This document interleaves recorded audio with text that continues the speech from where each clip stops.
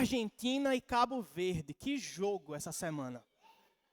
Que jogo inesquecível. Até quem não acompanha futebol com frequência, quem não é um grande fã de futebol, quem não sabia o nome de todos os jogadores que estavam em campo, se emocionou com aquele jogo. Que partida disputada. Porque teve de tudo, né? Teve golaço, teve tensão, teve emoção, teve a esperança de ver uma seleção de pouca tradição eliminar a atual campeã, uma seleção que nunca havia participado de uma Copa do Mundo e conseguiu levar para a prorrogação o jogo contra a então campeã, daquele que é considerado o melhor jogador deste século e um dos maiores da história. E no final teve a decepção para aqueles que estavam com o secador ligado, de não ver Cabo Verde vencer e eliminar a Argentina como a gente estava torcendo, como a gente estava esperando. Mas por que a gente se emociona tanto com esses jogos? Por que esses jogos são tão emocionantes? Por que histórias como essa, por que jogos assim nos deixam tão envolvidos, nos deixam tão emocionados? Por que a gente fica tão nervoso? A gente nem estava em campo. A gente não estava jogando. Na verdade, não era nem o nosso país que estava jogando. A gente não estava nem no estádio. Por que isso influencia tanto a gente? Por que a gente fica tão envolvido? E a explicação principal para isso, irmãos, preste atenção, é porque nós somos criados para celebrar. Nós somos criados para comemorar. A gente ama comemorar uma vitória, não é? A gente ama comemorar uma conquista. A gente ama celebrar uma realização. Isso meio que faz parte do nosso DNA. A celebração, o ato de celebrar faz parte de ser uma pessoa. Uma das primeiras coisas que as crianças aprendem na vida é a bater palminha. A celebrar, a comemorar quando elas fazem um som. A comemorar quando elas jogam uma bola, quando elas soltam uma bola de brinquedo, ou quando elas fazem barulho com o seu brinquedo, com o seu chocalho. Elas aprendem a comemorar, a celebrar uma conquista, mesmo que seja tão pequena. O esporte, de modo geral, é celebrativo. O futebol é celebrativo. Porque alguém vai ganhar no final. E a gente fica esperando por isso. Durante toda a disputa, a gente fica torcendo pela vitória de quem a gente está torcendo. A gente não sabe quem vai ganhar. O resultado não está sob o nosso controle. Mas a gente fica na esperança. A gente fica na expectativa durante toda a partida. Porque Deus nos fez assim, irmãos. A humanidade toda está sempre buscando algo para celebrar. Está sempre buscando uma vitória para contar. Uma conquista para comemorar. Por isso que ela inventou o futebol. Por isso que ela inventou o esporte. Para poder comemorar. Para poder celebrar algo. Porque Deus nos fez para celebrar. E para celebrar principalmente a Ele. Deus nos deu um dia e um lugar para isso.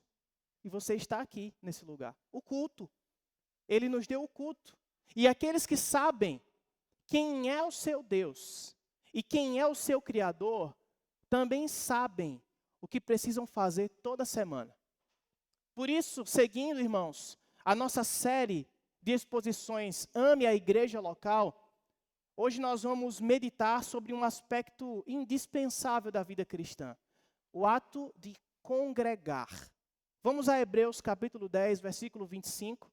Ouça com fé a leitura da palavra de Deus.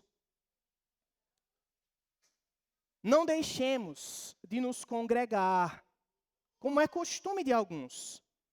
Pelo contrário, façamos admoestações, ainda mais agora que vocês veem que o dia se aproxima. Feche seus olhos. Vamos fazer mais uma oração. Deus querido, estamos aqui diante da Tua palavra. Fala aos nossos corações, Senhor. Enche-nos da alegria, da expectativa pelo culto, pela vida contigo, por nos envolver com o Teu povo. Assim oramos em nome de Jesus. Amém. Irmãos, a carta aos Hebreus é escrita para crentes que estão esfriando na fé. Esses receptores da carta tinham uma fé como se fosse um pavio fumegando. Quando você sopra a vela, fica só aquela fumacinha. É uma fé fraquinha, ou como brasas. Brasas que estão se apagando, que precisam de oxigênio, de estímulo, para que elas voltem a queimar. Esses crentes estavam, irmãos, desanimados, pouco interessados no Evangelho, começando, inclusive, a retornar aos rituais da lei cerimonial do Antigo Testamento, que haviam sido abolidos. Eles estavam retornando como um incremento à fé e ao culto, se desconectando do Evangelho. Por isso, irmãos, o autor de Hebreus enfatiza em toda a carta a pessoa de Jesus Cristo e também a sua obra sacerdotal. Ele enfatiza que a obra de Cristo é suficiente para que alguém seja salvo e para que alguém permaneça, persevere, continue. A obra de Cristo é suficiente para perdoar pecados e para termos um relacionamento real com Deus. Ele é o sacerdote, o sumo sacerdote, que nos abriu um novo e vivo caminho. É isso que o autor de Hebreus diz a esses irmãos. E o capítulo 10, a partir do verso 19, nos mostra como a vida cristã é um relacionamento com Deus. E é um relacionamento baseado na redenção que alcançamos em Cristo Jesus. E o autor chega no versículo 25, o que nós lemos, preocupado em nos ensinar um dos aspectos centrais desse relacionamento com Deus, o culto, o ato de congregar. E com esse texto, nós aprendemos que congregar é um hábito inegociável dos que esperam a volta de Cristo. Congregar, irmãos, é o hábito inegociável daqueles que esperam a volta de Cristo. Mas como ou por que nós precisamos congregar? Por que nós precisamos congregar? Vamos responder isso em 3 partes, irmãos. Em primeiro lugar, nós precisamos congregar para permanecer na fé. Em segundo lugar, nós precisamos congregar para amparar uns aos outros. E em terceiro lugar, nós precisamos congregar para ensaiar a reunião eterna. Vamos ver então, em primeiro lugar, irmãos, que nós congregamos para permanecer na fé. Nós congregamos para não abandonar a nossa fé. Veja aí novamente o versículo 25. O autor aos Hebreus diz: não deixemos de nos congregar, como é costume de alguns. Até aqui, irmãos.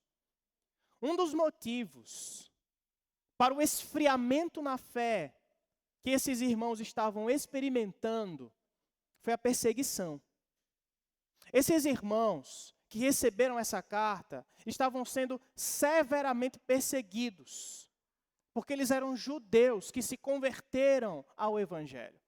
Eles eram judeus que receberam a boa notícia de que o Messias esperado é Jesus, de que ele já veio e assim inaugurou uma nova etapa da história. Inaugurou uma nova etapa da história da redenção. ele renova a aliança com o seu povo. Esses judeus, então, abandonaram as antigas práticas porque elas já não eram mais necessárias. E isso fez deles perseguidos. Eles estavam sendo perseguidos pelos outros judeus. Os judeus que não creram em Jesus Cristo, que não aceitaram o Evangelho. E estavam sendo perseguidos também pelo Império Romano. Porque o cristianismo não era uma religião legalizada pelo Império Romano, como o judaísmo era. Por isso, irmãos, diante dessas dificuldades, das perseguições, alguns deixaram de congregar. Alguns deixaram de se reunir. E o autor deixa claro, irmãos, congregar não é uma opção. Congregar não é uma escolha do crente. E ele diz, não deixemos. É uma ordem. E essa expressão, não deixemos, era usada para se referir ao ato de abandonar. É um sinônimo de abandonar. Em outras versões nós podemos até encontrar, não abandonemos o ato de se reunir. Mas não é abandonar, irmãos, e simplesmente esquecer. Não é uma falta em algum momento ou outro. É abandonar como deixar o seu posto no meio de uma guerra. Um soldado que abandona o seu posto durante uma guerra é um desertor. E deserção é crime de guerra. Se esse soldado for encontrado, ele vai ser punido, ele vai ser preso por ter abandonado o seu posto. E essa palavra, não deixemos, essa expressão, é a mesma coisa de abandonar o posto de guerra, de cometer um crime de guerra. Esse deixar, esse abandonar, também é o mesmo que ver um parente passando necessidade e não socorrê-lo. Que olhar para alguém em necessidade e deixar de lado, e deixar a míngua. É isso que significa não deixar. É isso que significa abandonar. Quando Jesus, na cruz do Calvário, gritou, Deus meu, por que me abandonaste? É a mesma palavra que o autor de Hebreus usa aqui, para você ver a seriedade disso. Só que o que foi abandonado aqui, segundo o autor de Hebreus, foi a reunião dos crentes. Não deixemos de nos congregar, ele diz. Porque a congregação não é uma multidão qualquer, não. Todo sábado de manhã, ali na feira, as pessoas se reúnem. Existe uma multidão de gente. Todas elas vão para o mesmo lugar, mas elas não vão para o mesmo lugar com o mesmo propósito. Cada uma vai com seu próprio objetivo. Cada uma vai à procura de resolver as suas necessidades. A congregação dos crentes não é assim. Na congregação dos crentes, todos se reúnem com o mesmo propósito, com um só objetivo, com uma só missão, como um corpo que tem membros.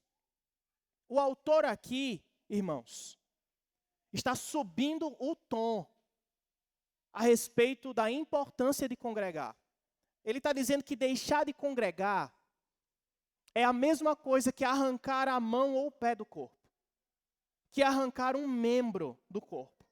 É como se aqueles que deixaram de congregar se arrancaram do corpo, se cortaram do corpo de Cristo. Esta é a seriedade aqui. E ele ainda diz mais, ele diz que isso é um costume de alguns. Há um grupo que deixou de se reunir, mas é algo que começou com um pequeno deslize. É algo que começou com uma pequena preguiça, com uma pequena indisposição, com uma pequena falta de coragem de se reunir com o povo de Deus e foi crescendo e crescendo, até se tornar automático na rotina desses irmãos. Eles adquiriram um costume, um hábito. Um costume é um hábito enraizado. Não é uma prática pontual. É algo que está sendo repetido constantemente. Se tornou um padrão. Por isso, vejam a seriedade disso, irmãos. Não estamos falando de faltar um culto ou outro. Estamos falando de um processo, de um problema que se tornou crônico.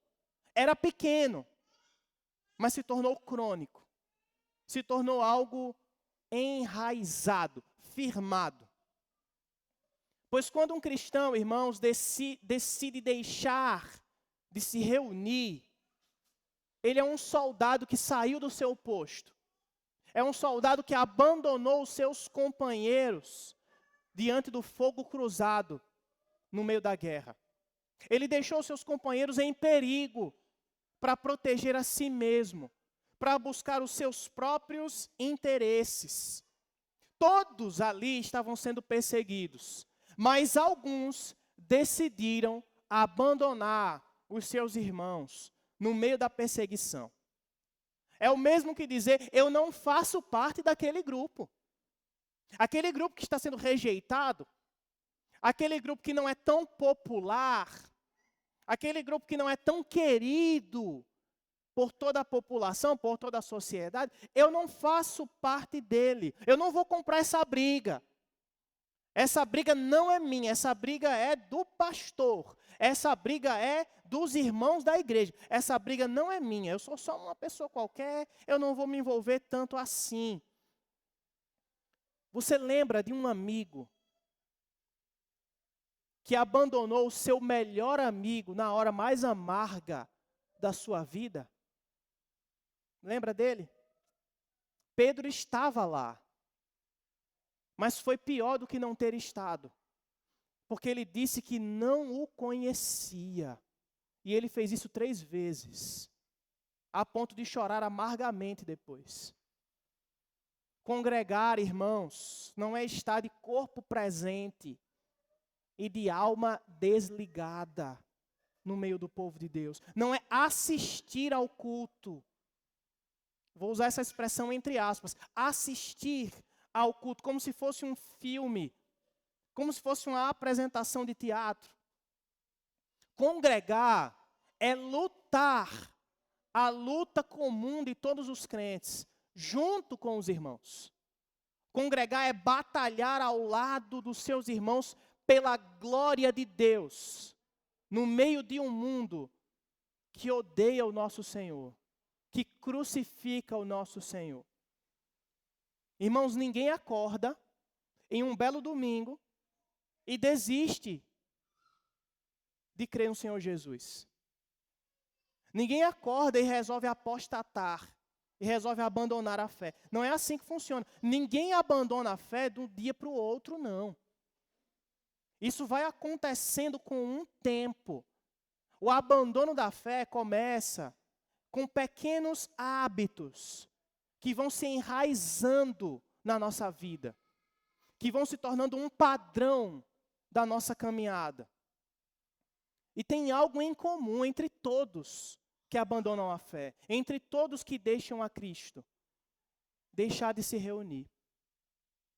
Você pode perceber, todos aqueles que nós conhecemos, que um dia amaram o Senhor Jesus, ou diziam amar, o serviram de alguma maneira, mas hoje não o fazem mais, começaram deixando os cultos, começaram deixando as reuniões, começaram deixando de congregar. Isso se torna um padrão, e esse padrão começa a atrair outras tentações e a gerar outros pecados, mais incredulidade, mais descrença.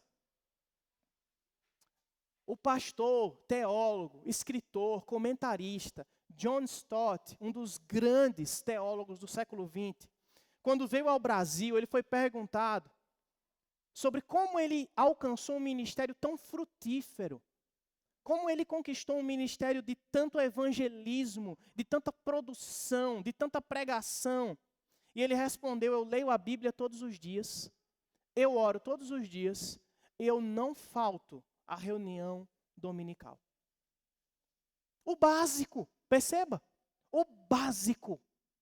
Não se trata de fazer um doutorado em teologia, nem de viajar para grandes conferências, nem de vender a casa e o carro, doar tudo para os pobres e simplesmente viver como se nada fosse acontecer amanhã. Não é isso, irmãos, é o básico.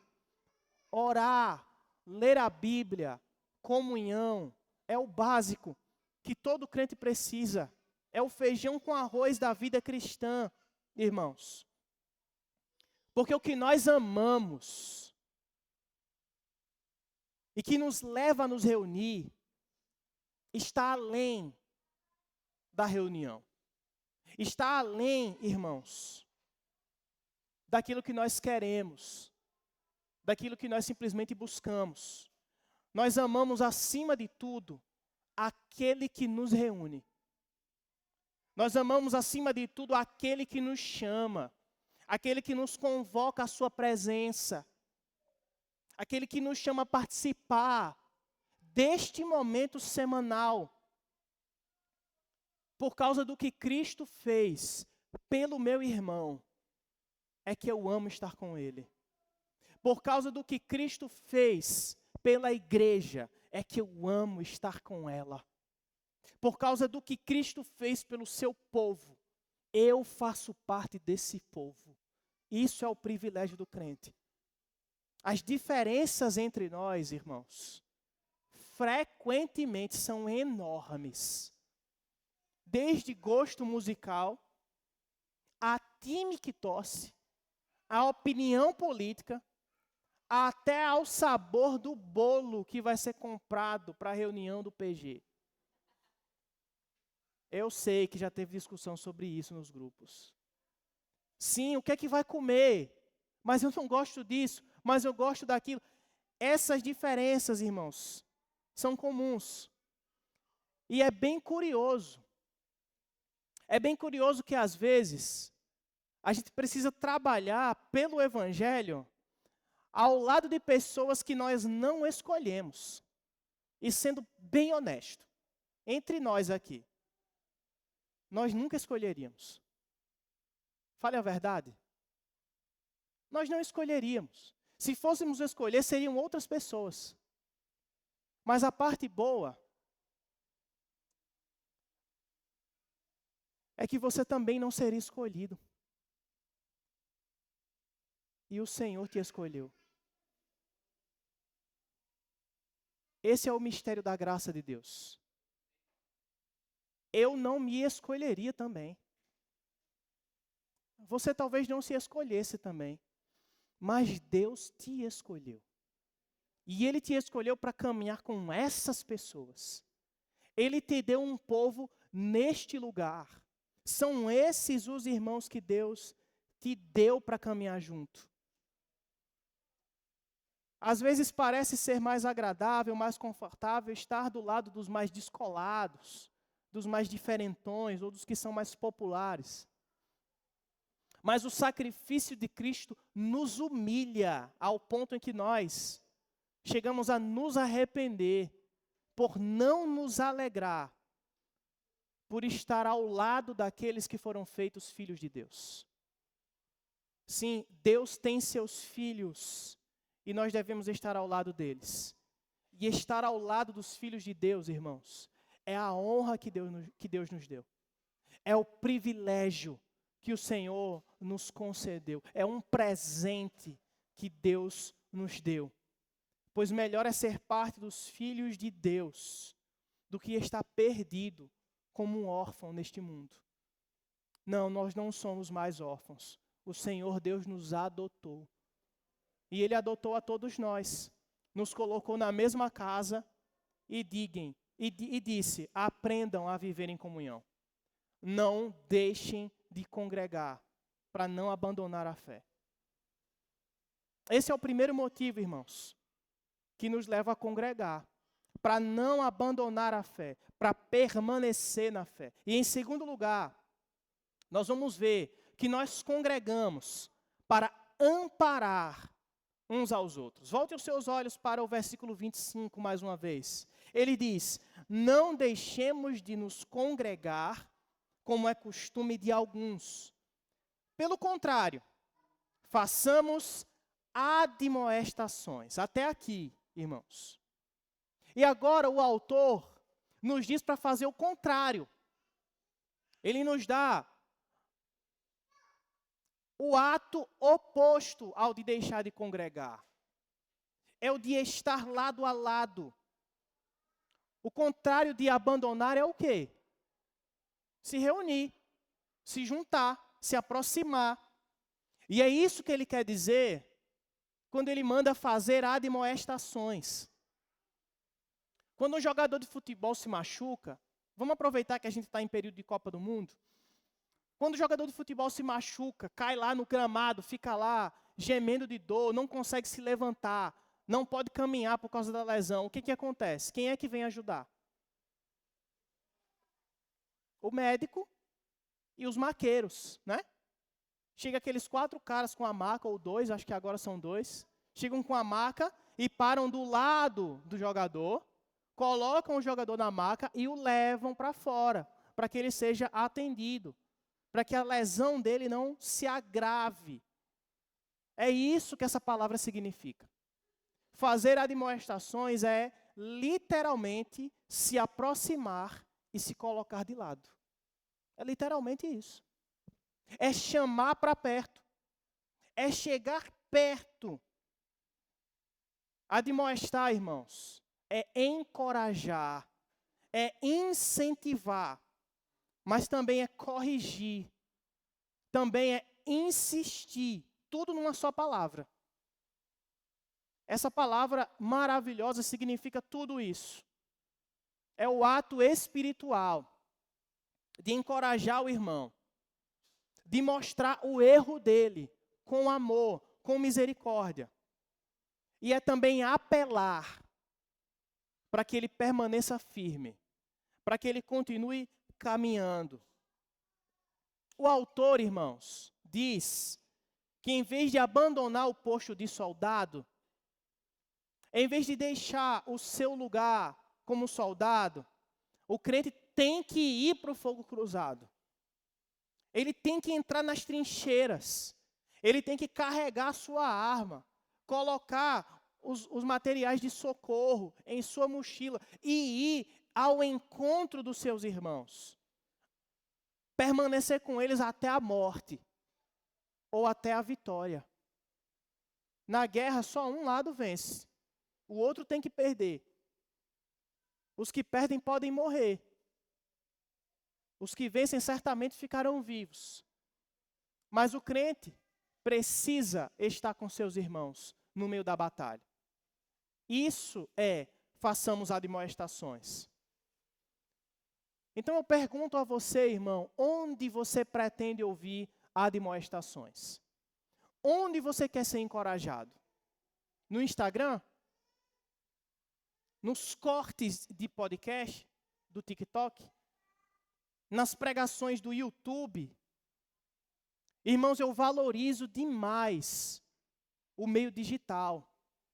Eu acho que é indispensável para a comunicação do Evangelho, para a divulgação do nome de Cristo.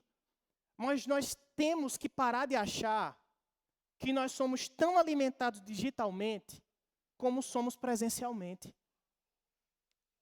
Temos que parar de achar, irmãos, que a igreja é culto online. É ligar uma live de alguma igreja em algum lugar do Brasil que está fazendo um culto e assistir a transmissão. Irmãos, culto é carne e osso. Igreja é carne e osso. É presença. Não existe igreja digital. Sim, algumas igrejas defendem essa ideia. Isso não existe. Não existe igreja remota, igreja à distância. Não existe igreja EAD. Não existe isso. Igreja é presença. Igreja é estar junto. Nós não seremos suficientemente encorajados, irmãos, porque nós faltamos o culto.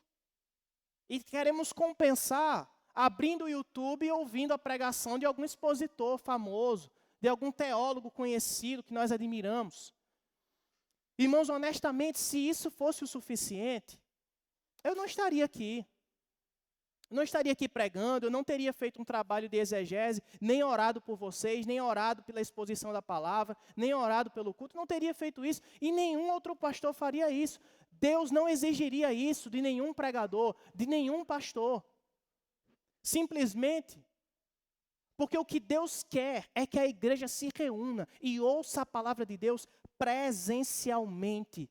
E nós vemos isso claramente quando o autor de Hebreus diz: façamos admoestações, se aproxime, chegue do lado daquele que está machucado, coloque a maca para que ele possa caminhar, levante ele se ele não puder andar e ande com ele até o final. Isso é fazer admoestações, é insistir no irmão, é continuar seguindo em frente. Mas nós não vamos receber admoestações, nós não vamos receber encorajamento, sentados em nosso sofá, olhando, presos 5, 6 horas por dia no nosso celular. Isso não vai acontecer. Nós precisamos vir, ouvir a palavra, cantar a palavra, ler a palavra, orar a palavra, conversar sobre a palavra. Nós precisamos disso, irmãos. Da mesma forma, estar apenas nas atividades de lazer que a igreja promove não é o suficiente, não. Eu amo e eu incentivo que a gente se reúna para assistir os Jogos do Brasil, como nós já fizemos, ou para jogar vôlei toda segunda-feira, como os irmãos fazem, ou para dividir um bolo quentinho, recém-retirado do forno. Isso tudo é maravilhoso, irmãos, é necessário, isso faz parte da nossa caminhada. Nós devemos incentivar, nós devemos viver isso. Isso glorifica a Deus, mas isso ainda não é a reunião em nome de Cristo. A reunião em nome de Cristo, irmãos, é aquela em que há encorajamento mútuo a partir da palavra de Deus. É aquela reunião em que a fonte do nosso ânimo para congregar, a fonte do nosso incentivo para o nosso irmão, não vem da nossa amizade, não vem do nosso respeito, não vem da nossa intimidade, não vem da nossa afinidade, vem da palavra de Deus. Você pode não conhecer intimamente todos os seus irmãos, eles ainda assim são tão irmãos quanto aqueles que você é próximo, quanto aqueles que você é íntimo, quanto aqueles que você tem afinidade. Nós somos tão irmãos uns dos outros aqui na IPV, em Mamanguape, como somos irmãos daqueles que estão no Japão cultuando. Não é agora, agora eles provavelmente devem estar dormindo. Ou na Austrália. Mas nós somos irmãos deles. Nós somos irmãos dos que estão em outros estados agora se reunindo. Dos que estão em outros países agora se reunindo. Dos irmãos que estão cantando ao som de atabaques na África. Ou dos que estão cantando ao som de órgãos na Europa. Nós somos irmãos de todos eles. Tanto quanto somos uns dos outros que estamos aqui agora. O ato de congregar não é opcional. Não depende da intimidade, da afinidade, do quanto nos sentimos confortáveis naquele ambiente. A igreja é do povo de Deus. Todos são bem-vindos, todos são recebidos, todos serão encorajados, todos serão incentivados. Esse é o povo de Deus, irmãos, do qual vocês fazem parte. Por isso, irmãos, os relacionamentos, as amizades íntimas são essenciais. Nós devemos construí-las. Nós devemos alimentar isso, regar as amizades. Mas não é por causa dos amigos que nós vamos à igreja. Não é por causa dos íntimos que nós vamos à igreja. Nós vamos à igreja porque nós vamos ouvir o próprio Deus falando conosco. Nós vamos ouvir o Senhor nos encorajando. E nós encorajamos com a palavra de Deus uns aos outros. Mas não é só de boca que a gente ama, não. Não é só de abrir a Bíblia e falar. Ou não é só de, no final do culto, incentivar o irmão. Dizer quão bom é estar junto. Não é só de boca. A gente ama de fato e de verdade. Diferente, irmãos, daqueles religiosos que viram um homem que foi assaltado e violentado, exposto na rua, sangrando, e nada fizeram. Nós devemos amar como o samaritano, que passando na estrada para Jericó, teve misericórdia daquele que precisava e o ajudou, e parou a viagem e o auxiliou. Mas como é que nós vamos amar o próximo? Como é que nós vamos fazer isso pelo próximo, se nós não estamos próximos? Quem é o próximo? Essa é a pergunta que Jesus fez e que nós precisamos fazer uns aos outros. Quem é o teu próximo? Quem é o nosso próximo? Se nós não sabemos como anda o nosso irmão, se nós não sabemos como está a sua caminhada, ou se nós não nos expusemos uns aos outros, se nós não nos expormos uns aos outros, como eles vão saber da gente? Se a gente não vier, como é que as pessoas vão saber que a gente precisa de ajuda? Por isso, meu irmão, se você está em farrapos, se você está enrolado num monte de pecado, numa confusão só, numa bagunça, num abismo espiritual, se exponha, venha à igreja. Mais do que nunca você precisa se expor. Mais do que nunca você precisa pedir atendimento, que nem um jogador quando se machuca. É verdade, alguns estão só fingindo. Eles caem para fazer cera, para o tempo passar e o jogo acabar logo. Acontece também na igreja, tem alguns que ficam só fazendo cera, só querendo chamar uma atenção, mas tem alguns que estão feridos, tem alguns que estão machucados, que estão pedindo atendimento. São esses os que serão atendidos. São aqueles que se expõem, que chegam feridos e pedem, faça um curativo. Em outras palavras, incentiva-me, ora por mim, me ajuda a caminhar, me ajuda a continuar. Eu não tenho mais forças. Você tem que aparecer, meu irmão. Apareça. E quando alguém te perguntar, você está bem? Você diz, eu não estou não. Eu preciso de ajuda, eu não estou bem. Eu não estou conseguindo vir à igreja. Eu não estou conseguindo dar conta das minhas demandas. Eu estou cansado, eu estou desanimado, eu preciso das suas orações. Eu preciso que você me visite, que você leia a Bíblia comigo. Eu preciso de alguém que me ajude a caminhar, que me suporte. Isso, irmãos, é indispensável. E isso é a igreja. Nós não estamos vindo aqui para assistir o culto e depois ir embora, cuidar de suas vidas. Não é isso que é a igreja de Cristo. A igreja de Cristo é exatamente caminhar juntos, reunir com um mesmo propósito. Nós congregamos para amparar uns aos outros. E isso é fazer admoestações. Nós precisamos uns dos outros, meu irmão. Nós precisamos ser frágeis. Nós precisamos de um pouquinho só de coragem para dizer, eu sou fraco. Eu preciso de ajuda. Nós podemos e precisamos contar uns com os outros na caminhada cristã, irmãos. Nós precisamos amparar uns aos outros. Por isso, se exponha, seja frágil, seja fraco, confesse pecados. Este aqui não é o lugar onde as pessoas vão simplesmente lançar pedras. Este aqui é o lugar onde alguém vai te ajudar. É verdade, irmãos. Este é um lugar cheio de pecadores. Cada um tem seus problemas. É verdade. Todo mundo aqui tem problema. Todo mundo aqui passa por dificuldade. Isso não quer dizer que um ferido não possa ajudar o outro. Isso não quer dizer que aquele que está com dificuldade não possa suportar o outro que está em dificuldade. Um ao outro se ajudaram. E disse, esforça-te. É o que diz o profeta Isaías. Nós precisamos andar juntos.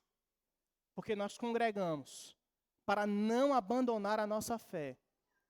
E para amparar uns aos outros. E em último lugar, irmãos, nós congregamos para ensaiar a reunião eterna. Ainda no versículo 25, a última parte dele.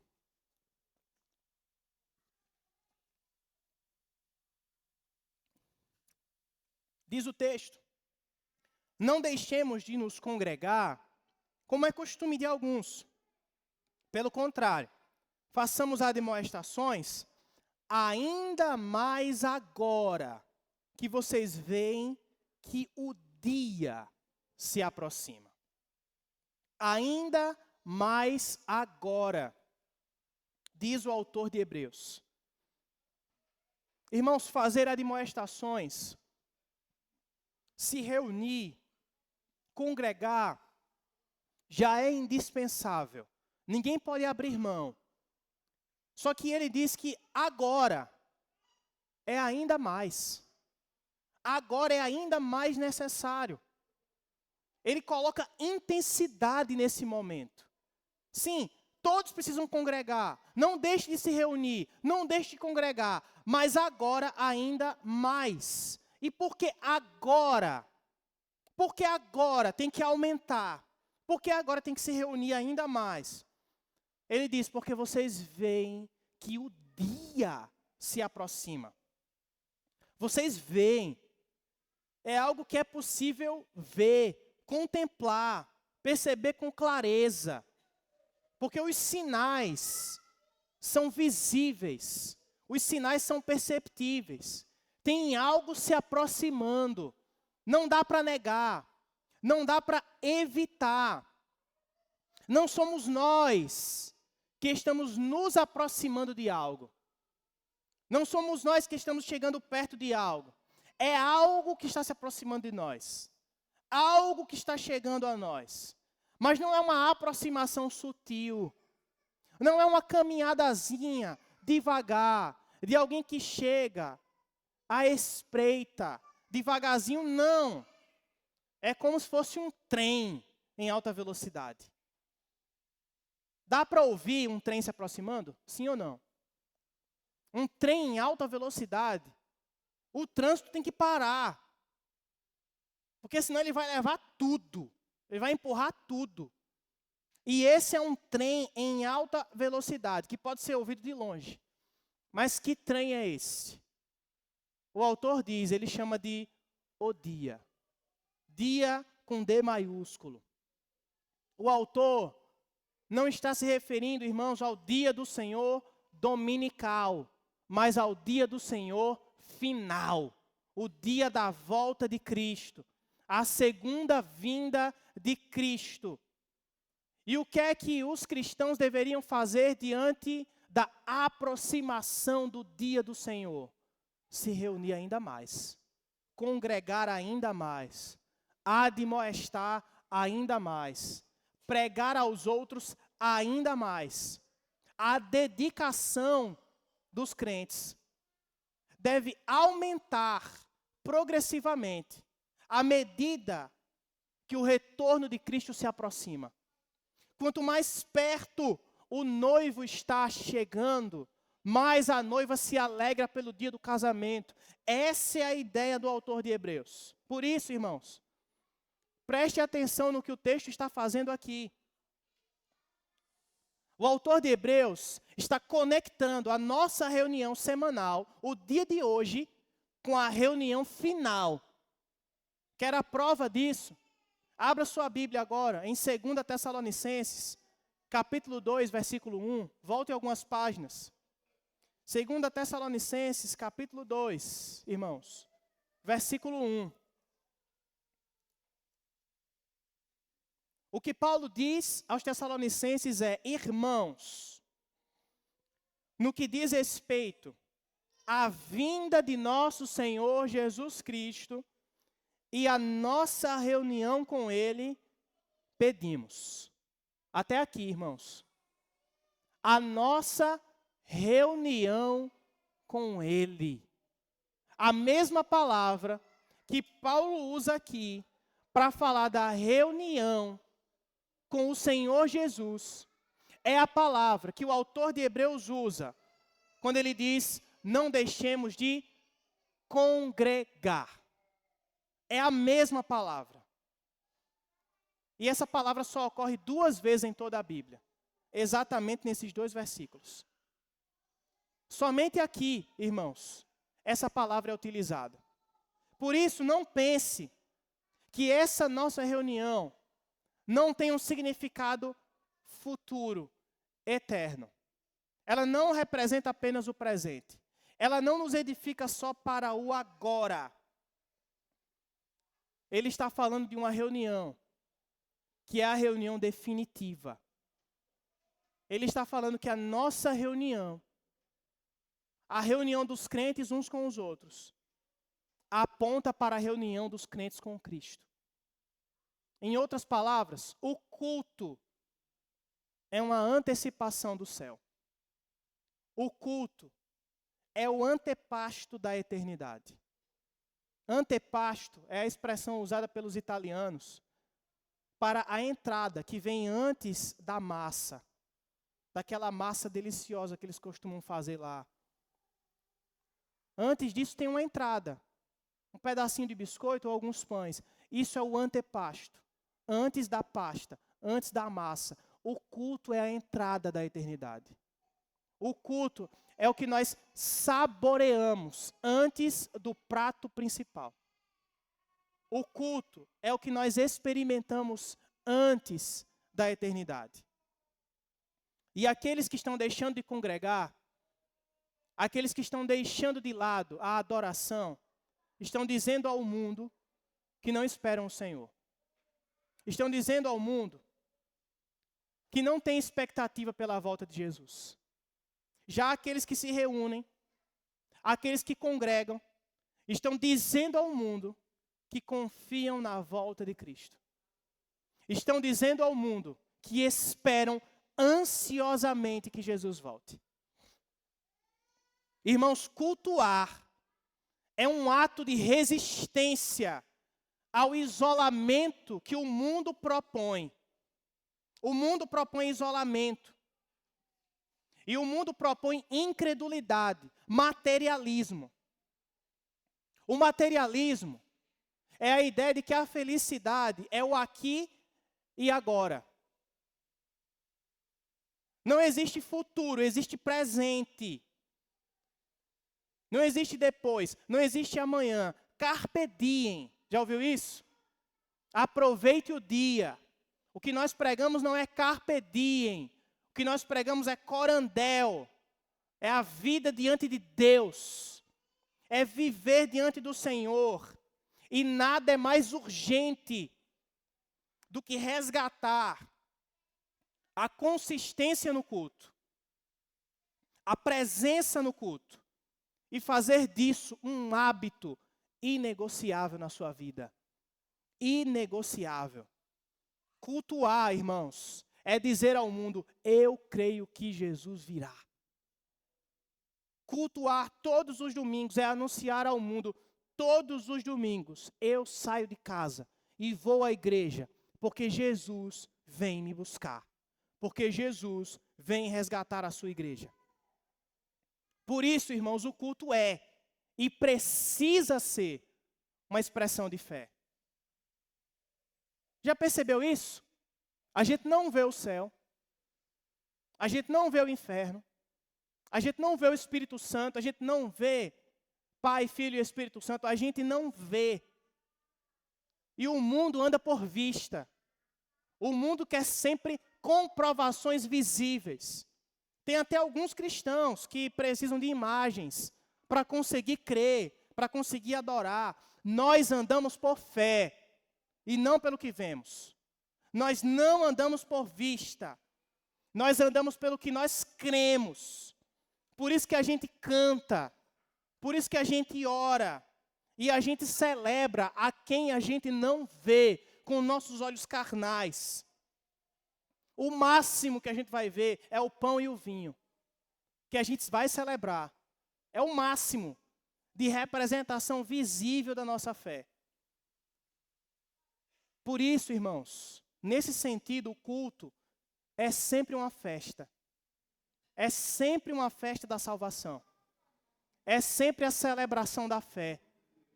É sempre a comemoração de algo que nós não estamos vendo, mas nós estamos esperando. De algo que nós não estamos vendo, mas nós cremos. Nós temos absoluta convicção de que Cristo já veio uma vez, já fez a obra necessária. Nós temos absoluta convicção de que o Espírito Santo plantou fé em nossos corações. E de que essa fé está germinando, está frutificando. Porque nós estamos nos arrependendo. Nós estamos a continuar crendo. A fé é a certeza das coisas que não se veem. E o culto é a celebração dessa fé. O culto é a festa daqueles que receberam a garantia que vão viver para sempre. A garantia que a morte foi tragada pela vitória. Agora, celebração, comemoração, festa, tudo isso parece o quê? Parece a Copa do Mundo, né? Você lembra do início?